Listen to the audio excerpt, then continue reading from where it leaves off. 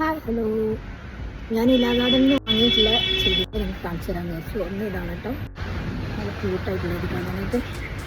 ഇത് നല്ല deep red കളറാണ് കേട്ടോ. എൻ്റെ കയ്യിൽ ഓൾറെഡി ഉള്ളത് ഒരു പിങ്ക് കളറാണ്. ഒന്ന് ഈ ഒരു പ്ലാന്റ് ആണ് കേട്ടോ ഇവിടെ നിന്ന് വാങ്ങിയിട്ടുള്ളത്.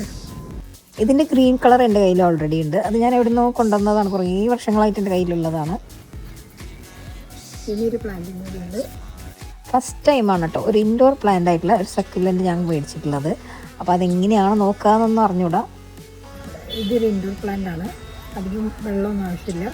ഇടയ്ക്കൊന്ന് വെള്ളം സ്പ്രേ ചെയ്ത് കൊടുത്താൽ മതി എന്നാണ് അവർ പറഞ്ഞത്. ഇത് 3 പ്ലാന്റ്സും നമുക്ക് റീപ്ലാന്റ് ചെയ്യണം.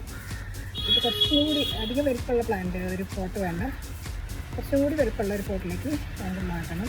കാരണം ഇതിൽ കണ്ട ഒരു ചെറിയ ബേബി പ്ലാന്റ് ഒക്കെ വരുന്നത്, അതിനെ നമുക്ക് വേറൊരു പോട്ടിലേക്ക് മാറ്റി കൊടുക്കാം. അപ്പോൾ നമുക്ക് ഇനിയും പ്ലാന്റ്സിൽ നിന്ന് ഷൂട്ട്സ് ഉണ്ടാവുന്നുണ്ട്, 1-2 എണ്ണം ഇതൊന്ന് ഇനിയും നന്നായി വരുന്നുണ്ട്. അപ്പോൾ ആദ്യം ഇതൊരു ചെറിയ പോട്ട് വാങ്ങിയിട്ട് ഒരു ക്ലേ പോട്ട് വാങ്ങിയിട്ട് അതിലേക്ക് ആക്കണം.